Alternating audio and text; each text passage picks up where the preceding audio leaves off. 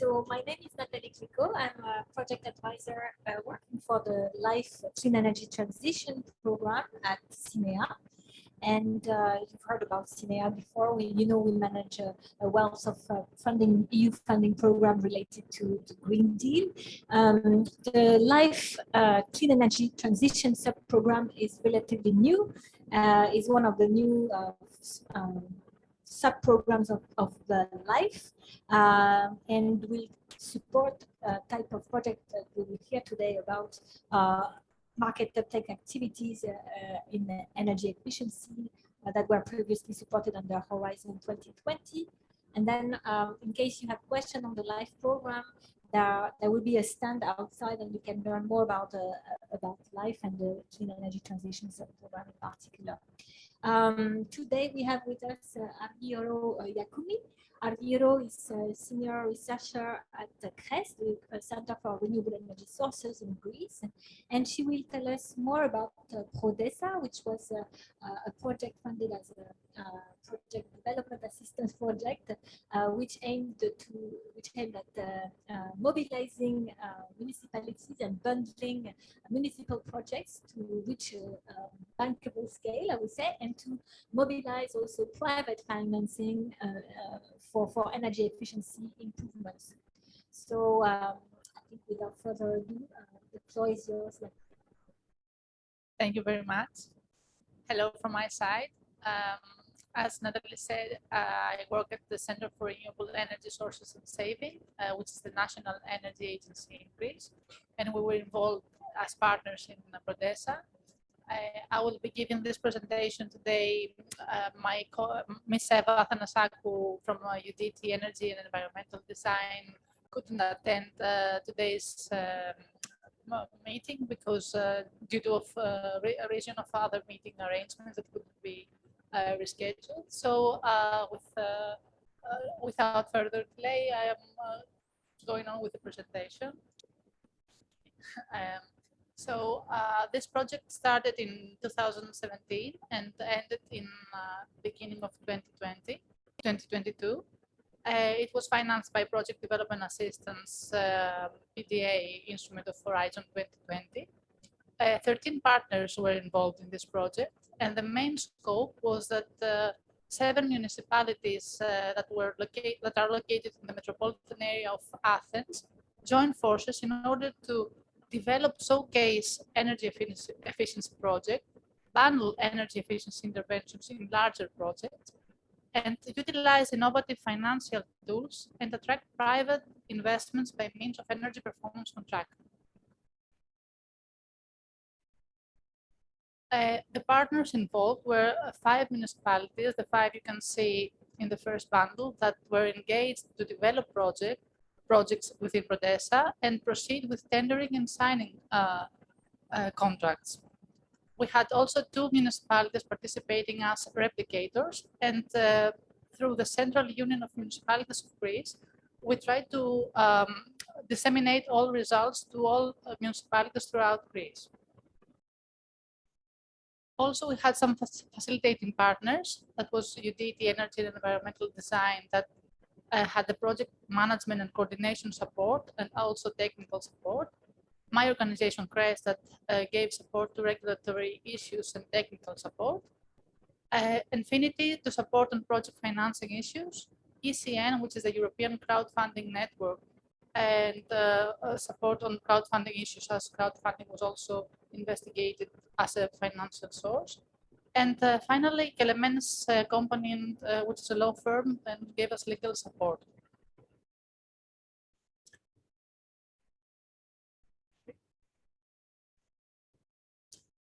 Okay, the Prodesa was designed to resolve some barriers that were existed in the Greek market. The first barrier was lack of financing for project development, especially the time that Prodesa began in 2017. Due to the economic crisis, resources were allocated in more pressing needs, and investing in energy efficiency project development was ranked as a second priority in municipalities. Prodesa supported the project development phase, which is the most difficult phase to be financed. Also, a non-developed ESCO market in Greece. Back then, only few EPC projects were implemented in the private sector, a handful of projects, may I say. In the public sector, EPCs have not been deployed at all in the building sector, but we had few examples of EPC streetlighting coming more often in the market. Prodesa resulted in real large-scale examples in the public sector with data evidence on energy performance contracting so as to increase confidence. Finally, municipality reluctance. Municipalities are reluctant to adopt new financing mechanisms, such as energy performance contracting, and Prodesa developed blueprints of new approaches and tendering procedures that are necessary to support implementation and replication.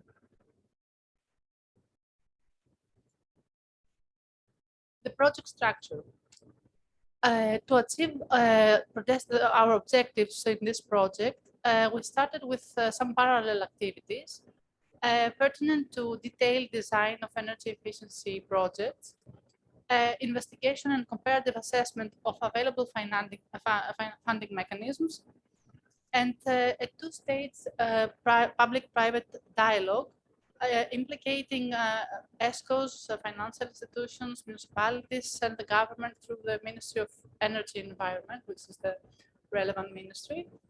And the idea was to bring all these institutions together and try to understand the risk perceived from their point of view, build trust, and trying to make resolve issues that may exist, and make projects that are attractive for private financing.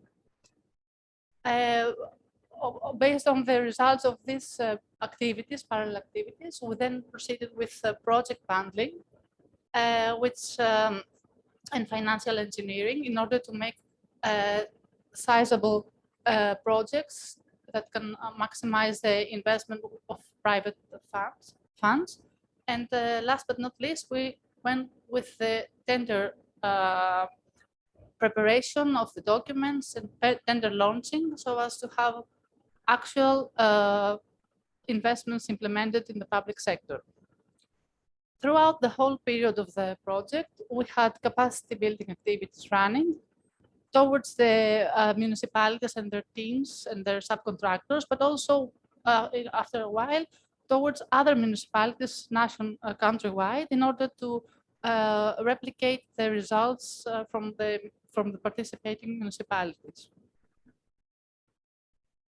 Let's see the investments and the financing schemes that we have done in Prodesa.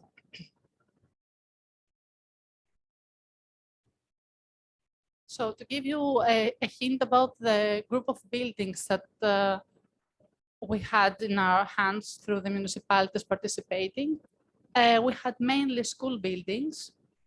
Some municipalities also had some office buildings, some open care centers for the elderly, and some cultural centers. Most of the buildings were old buildings, 30 years old, and they needed thermal protection because either they didn't have insulation or had very limited. And most of the buildings had heating systems based on oil, inefficient and old ones that needed replacement. And most of the buildings didn't have any PVs, photovoltaics installed. So the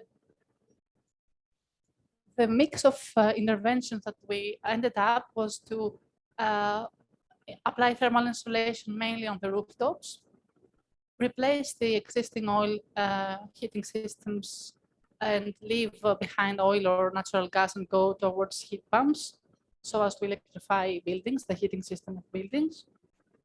To install rooftop PVs for supplying RES electricity to cover a large part of the building energy needs. This resulted in having buildings that reach nearly zero energy building or A or B plus energy performance class according to our national building code. The improvement due to energy efficiency intervention is of about 40%, and the PV electricity covers almost 50% of the remaining load. And it is estimated that post-renovation average annual energy consumption is of 31 kilowatt hours per square meter per year. Some municipalities also were involved with street lighting projects. The idea there was to define lighting levels based on categorization of streets according to standards, and then replace existing luminaires with LED technology, and of course, install monitoring systems that can also support smart cities application. Two municipalities were engaged with street lighting projects. 2.7 megawatts or around 12,000 luminaires were replaced with LED and the monitoring system. The primary energy consumption before the replacements were of 34 gigawatt hours per year. And it is estimated that the primary energy savings are approximately reaching 75%. In terms of money, of investment, the total investments developed in Prodesa reached 21 million euros approximately. You can see how it is allocated per municipality, per the 5 participating municipalities that had the obligation to develop and actually implement projects. We can see that we have the buildings and the street lighting investments. It was not, the initial effort was to bundle all projects to one project and have the regional government oversee that, but that couldn't be implemented. So each municipality went on its own and procured this project. In terms of energy savings and CO₂ reduction, we can see the impact from these investments from the buildings and from the street lighting projects. Just to mention a few numbers, that 96 buildings were totally renovated. The primary energy savings reached to approximately 2,600 megawatt hours per year. And the electricity generated by PVs reached 4,500 megawatt hours per year. And we have around 1,200 luminaires replaced with 24.3 megawatt hours of primary energy savings achieved. And also the CO₂ reduction, we can see the relevant numbers in the tables.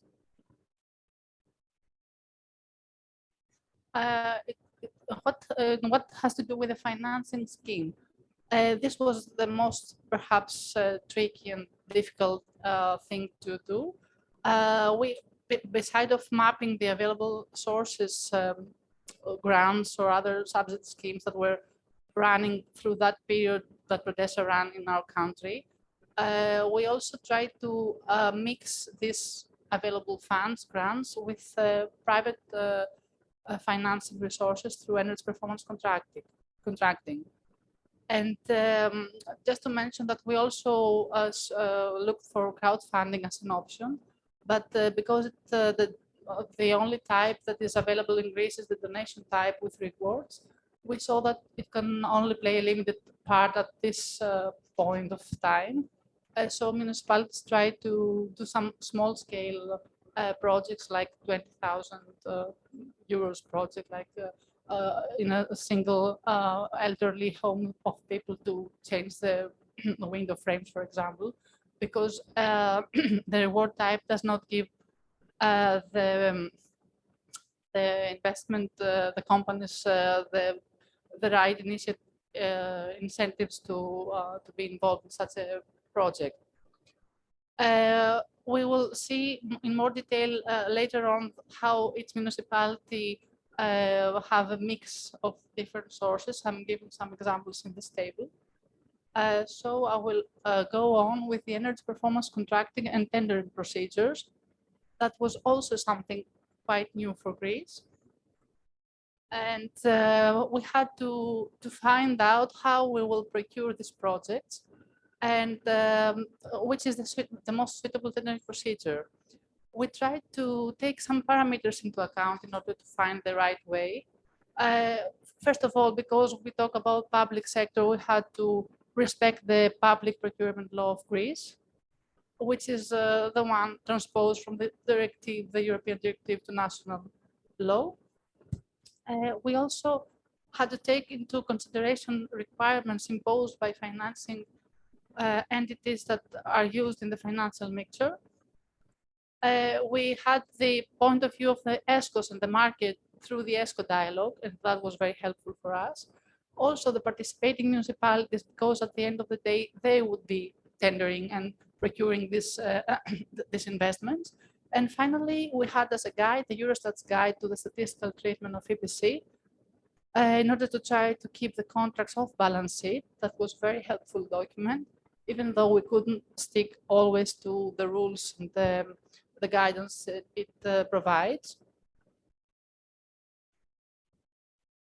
So to summarize the approach we followed in Prodesa, we had developed an approach and suggested it to the municipalities. We went with the open procedure, not a two-step procedure like a competitive dialogue, let's say. And this was mainly due to the fact that the municipalities were not aware of such procedures. It was too complicated. It was perceived as too complicated, too time-consuming, and this is also true because they don't have experience in such procedures.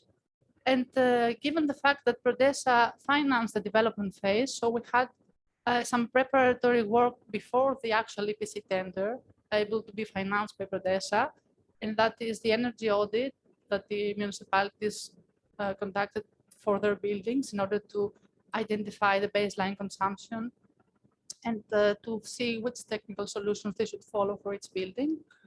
We had the detailed design study of the solution proposed. We found the basic elements of the measurement and verification plan, how the energy saving would be measured. And of course, we had the issuance of the energy performance certificates of the buildings, which categorize them at class A, B, C, D, the national, according to the national building code. So all this preparatory work was done before the EPC tender, and that gave us the opportunity to go with the one-step procedure. In cases where authorities don't have the money or the resources to do this preparatory work, we propose that the two-step procedure like the competitive dialogue is more appropriate, and where you can also bring some of this work into the dialogue of done with the market. The type of contract, even though from the ESCO dialogue we had the message from the market that we perceive EPC as a service, not as a work or supply contract, we couldn't really apply it in building refurbishment, this approach of service, because we wanted to mix in our financial mix grants that traditionally treat building refurbishment as work or supply contracts. So the mixed contract that can have the three elements, all three elements, work, supply, and service, gave us a solution where we have all interventions that have to do with insulation with the frames as work, things like heat pumps or LEDs as supply, and the monitoring and measuring of and verification of savings as a service. So the mixed contract was helpful for us. It was something new for Greece. It hasn't been done before, even though it is in the law. It's a provision of the law to have a mixed contract. The technical services of municipalities had a lot of difficulty to understand how to implement such a contract, especially when there wasn't any template given from the state for a mixed contract of this way. So this was something Prodesa came to solve.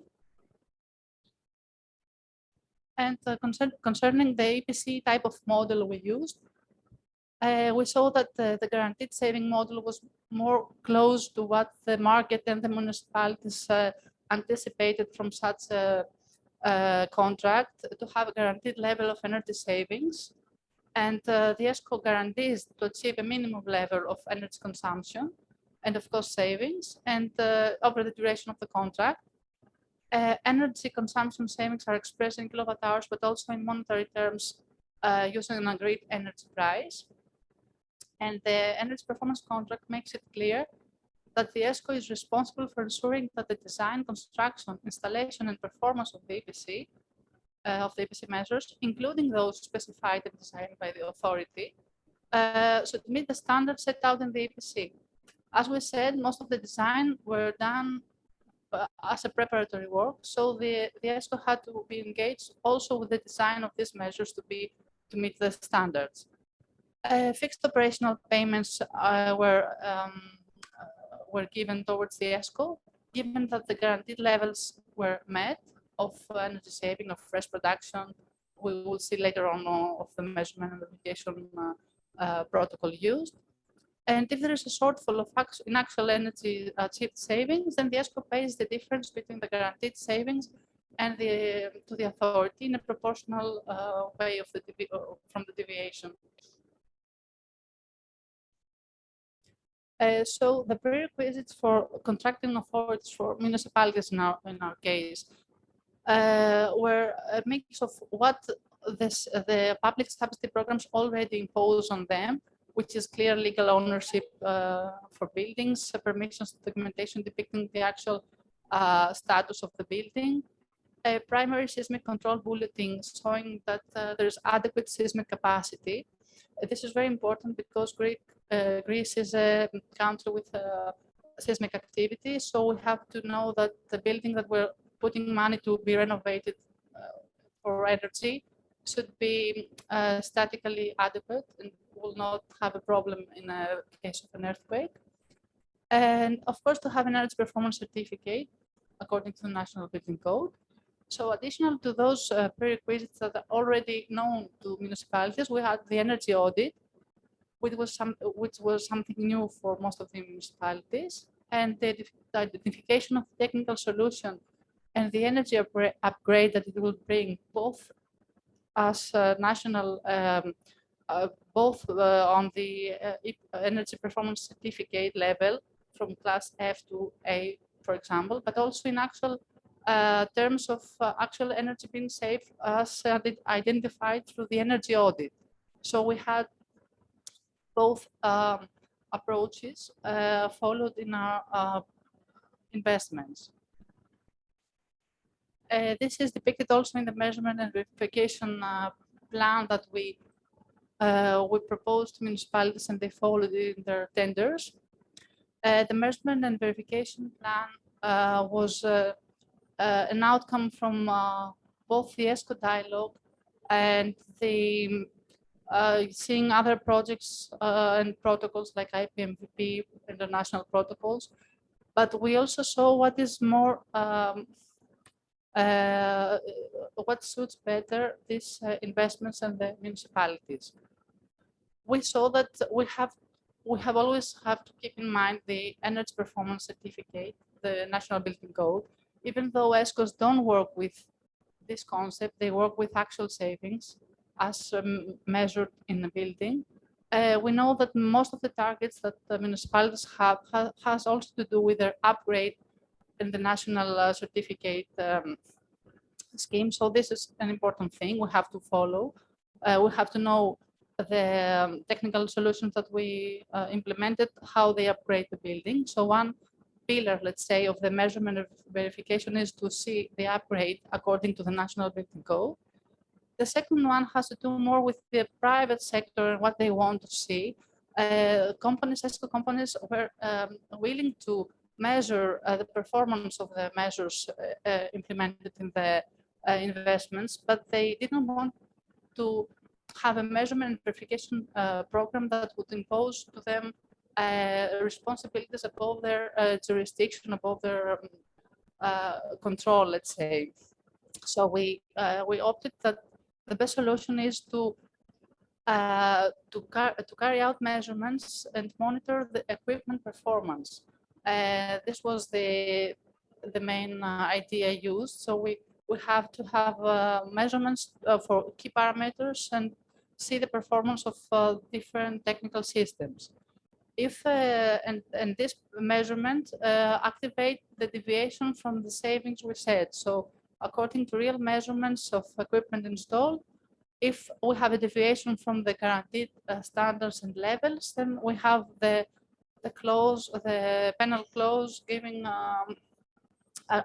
being activated and paying to municipality the difference.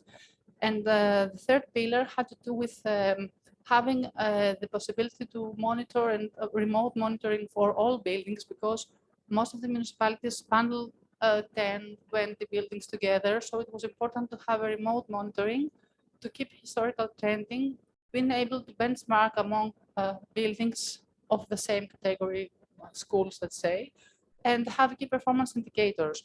And this is something we, from the design phase, saw that there's a very big lack of energy data in Greece. Municipalities, it was difficult to even know what they consume today at the beginning of the project, I mean today. So this lack of energy records should be addressed in the future through the measurement and verification protocol. And to see in more detail a little bit the investments done, we can see per municipality for buildings, how they actually proceeded with their procurements. We can see that sometimes they had to split their investments. For example, the second municipality, Variable Viliagmeni, we can see that they split the investments in two investments. The one investment, 1.2 million euros, was procured as a mixed supply and service contract, and it was financed 100% by the ESCO.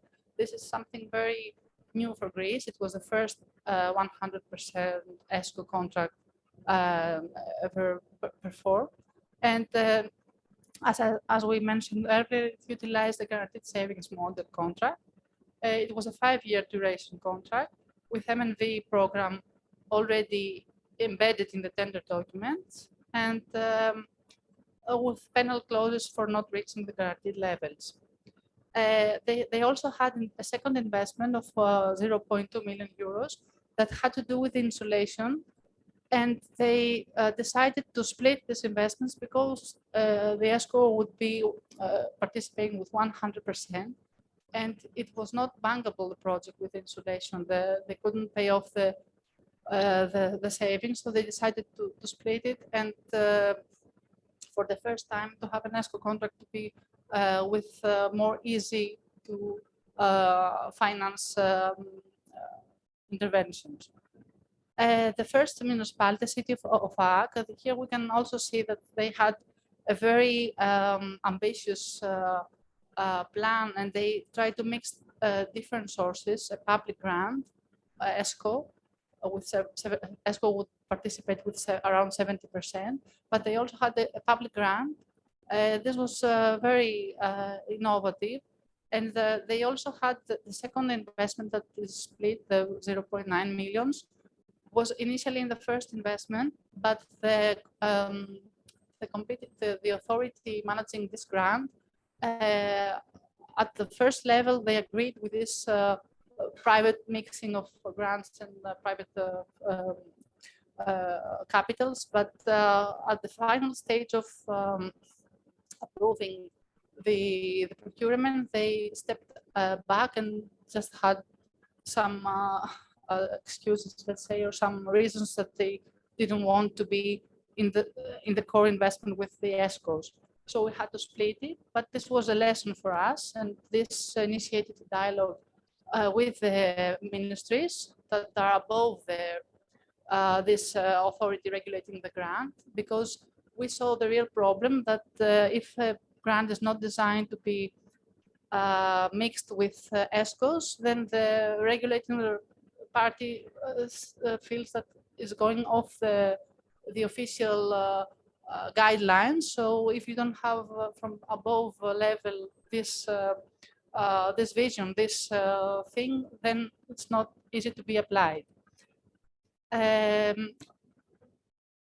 Perhaps I also give you about the street lighting some ideas that we had a 10-year guaranteed saving EPCs.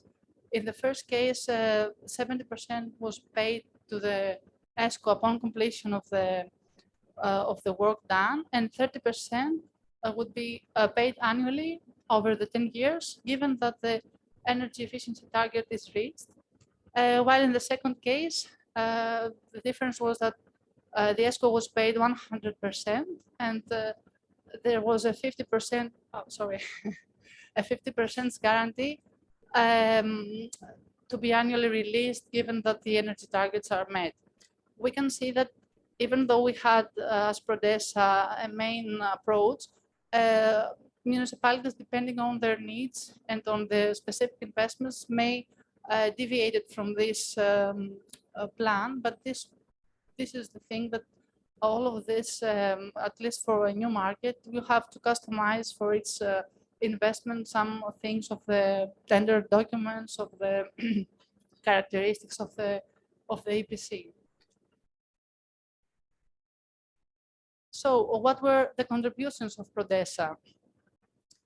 First of all, we had the two first contributions had to do with some legal amendments.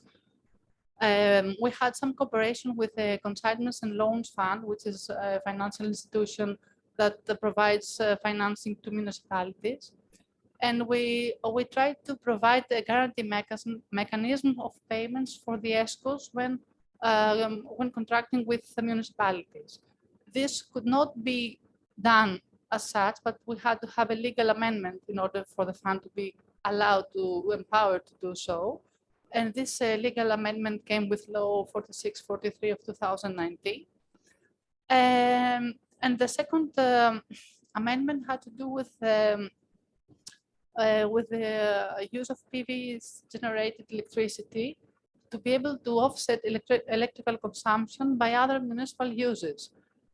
For example, with street lighting or with among the different buildings, and through virtual net metering. This was with Law 4951, and it came, we had the proposal during the project, but the actual law came after the project ended in July 2022. Of course, a very important contribution was the replication guidelines for implementing energy efficiency projects through energy performance contracting, and a network of 39 replicators municipalities are across Greece.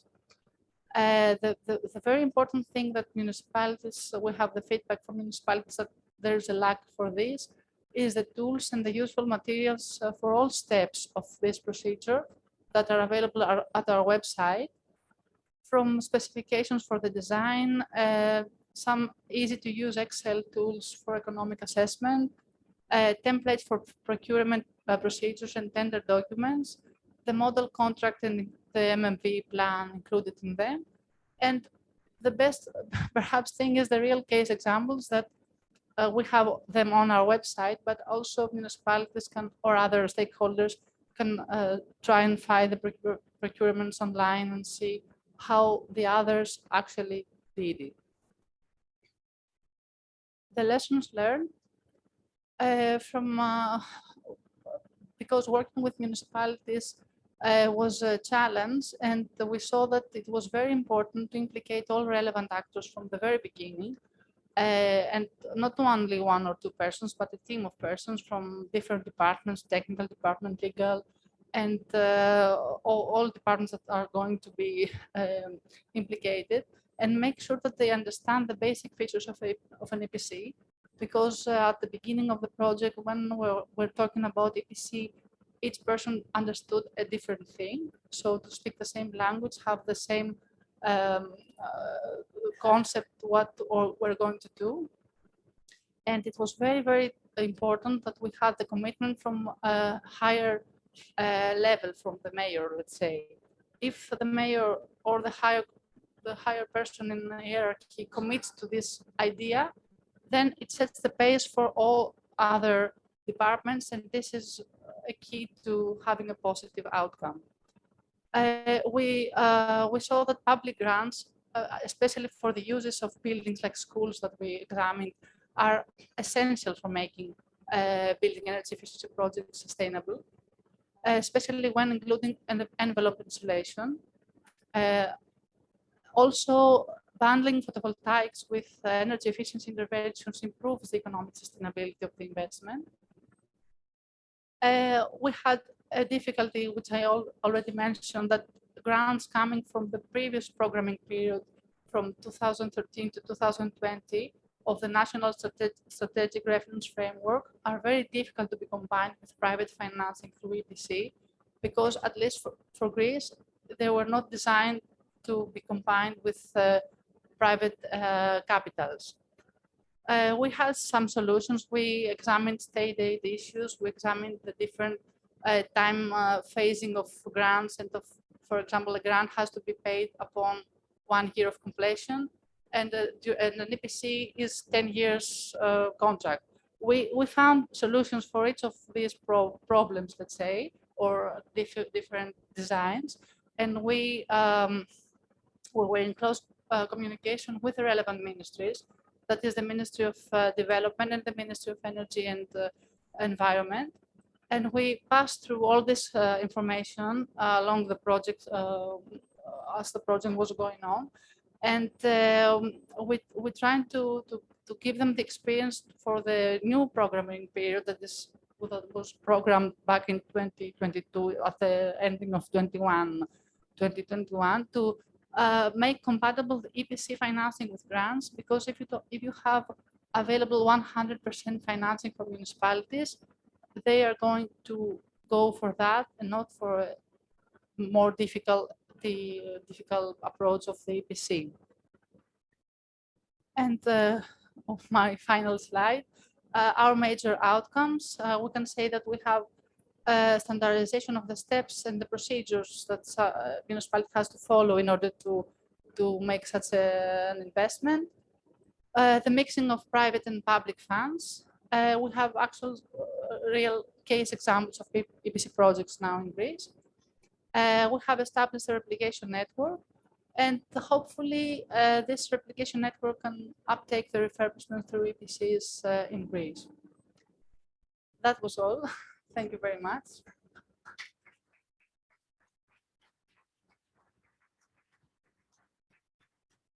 Thank you very much, Comif. I think this is really inspiring example, because you can imagine how much energy it is to find these committed municipalities and take them along with this journey, trying to attract private financing while you have grants available at 100%. So it's not easy to convince of the need for that, but we know public money is not going to get us where we need to go when it comes to building renovation. So I think it's a very inspiring example. A lot of work for 21 million investment, but 96 buildings in the end. Building these small scale projects is also very, very difficult. So I think it's a very inspiring example. Good to see you had to fight against, well, having a municipality involved, but also fighting against a regulatory framework, which is perhaps not yet ready for this kind of approach. So this was, you can imagine how much hard work it was. So maybe I'll leave some time for questions now from the floor. Are there any questions? I'm looking at those of you who are following online as well. I invite you to ask questions from the chat if you want. Are there any questions in the room? Yeah, I see one here. The microphone is coming. Thank you very much for this very inspiring project. I think it was very, I started thinking immediately. And one question follows up to Natalie's observation. How did you really convince the municipalities? I mean, we saw that it worked, but I wonder, how did you approach them and how did you make them take this risk a little bit? So perhaps we'll take two questions or three. There was one at the back, the gentleman here. First, thank you for the presentation. This is Mohammed. I'm working at Renewable, a delegated mission by the government of Wallonia in Belgium. So my question is, who's fixing the contractual gains from the beginning to the ESCOs? And did you encounter problems having ESCOs most probably like asking for more price since they are providing a guarantee on the savings? And how do you deal with it? And the best thing would be to be able to put measurement equipment and leave it there and have it from the design phase. I mean, to have it there and have it also in the implementation phase. Unfortunately, we couldn't have this in all these buildings. So we had to go with another approach. As I said, we have from the bills, from the energy bills, the records of energy being used in these buildings per year. But we have an estimation of the of what is consumed and what will be consumed according to the interventions that we're planning. But we were committed to having measurements and measuring equipment installed when the actual measures will be implemented after the refurbishment. I mean, we have new measuring equipment following all the consumptions. And the thing is that we are going to measure the performance of heat pumps, of LED lights. So we're going per technology, and we're looking that the performance is what it should be. And this is translated also in savings according to our measurements and our before inventory of what was consumed. And this is our approach. Of course, an approach as the one you are suggesting was also suggested from us, but it was very difficult to have such a cost from the beginning of the phase of the project to install all these meters. So it was not easy to do that. But we saw that the market was willing to go with the approach we suggested, at least for this new, for this first EPC contracts in Greece. Later on, perhaps when the municipalities will understand that measuring is very important, they will install meters in their buildings and will be more ready to be engaged in such a contract. Because we have to have in mind that being engaged in an EPC contract has to have with some preliminary work from the municipality side. You have to know what you consume. You have to know what you need. It's not like the ESCO will come and will fix everything. So you have to be at the level of knowledge of your consumptions before you engage the EPC contract. The second question about the bundling. We had decided from the very beginning of the project that we would not follow innovative solutions like geothermal heat pumps or I don't know, things that are not at the market right now. So the interventions were very common, like insulation, heat pumps, new window frames and all of these. And the bundling, of course, was very important. We saw that insulations, as you already know, were making projects not sustainable because they are very costly, and for the buildings that we the building type that you looked was schools. And this is very important because even though you have a high percentage of savings, the actual consumption is low because you have summer, you have holidays, and this does not pay off in a reasonable time. We saw that above 20 years was the paying back of the investments if you didn't have a grant. So this is why grants are very important if you want to have a whole refurbishment with insulation, because the ESCOs were not willing to be engaged in 20 years contract to pay off this thing. And PVs were very important with net metering to make more attractive the project. And as far as the replicators, the idea was to first of all present the steps and the procedures that the 5 municipalities followed in Prodesa, and all the 39 replicators see what the municipalities did and know if they can actually perform it in their plans, future plans. But it is very The thing is that the timing now is that we have a new grant in Greece, and it was partially prepared through Prodesa, the law that I mentioned, with the empowerment of the financing, the consignment loan fund, which is the financial institution giving financing to municipalities, has announced a program that it will give up to 50% or 70%, depending on some parameters, financing, and the rest of the financing has to be provided by the municipality or by ESCO. So we have a big instrument now in Greece available, and we believe that the municipalities, at least from these 39 replicators, will see an opportunity in this new program in order to actually do their plans, bundle buildings together, and proceed with EPC for refurbishment of their buildings. Because financing is always an issue.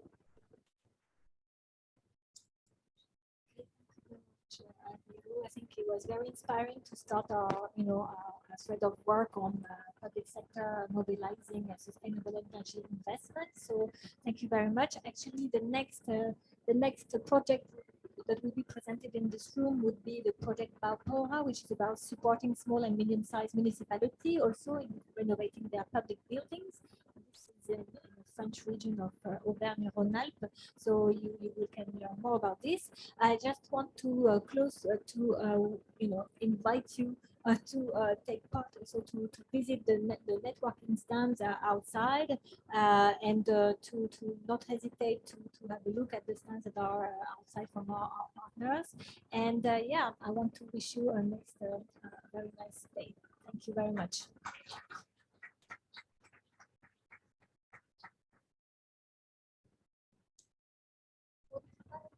So we started in 15 minutes. Bye.